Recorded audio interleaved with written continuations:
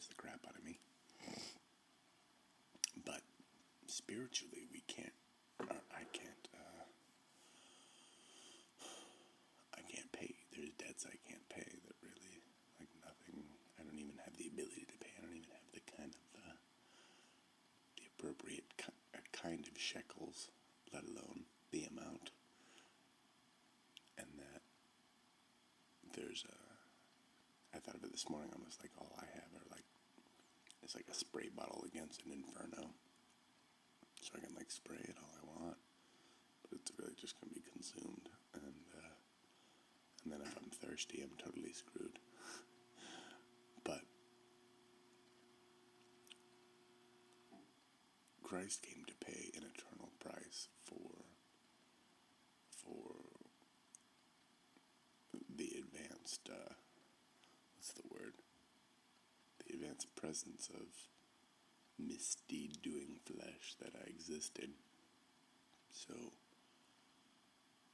I am quite literally in his debt.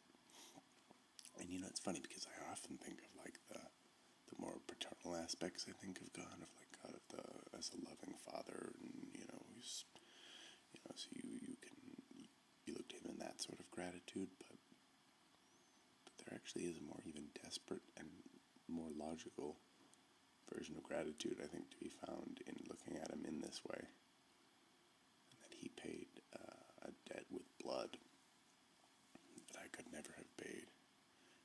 And there's just a gratitude and obedience and humility that comes out of that. When anyone pays your way, in a monumental sense, like all you can feel is nothing but blessed, nothing but humble, because you're like, oh man, I got myself in a mess I couldn't get out of.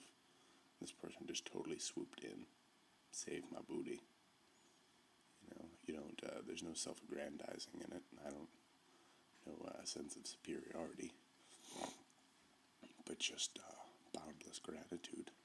So praise the one who paid my debt, and I'm just going to live in that amount of gratitude today, that he did for me what I could never do.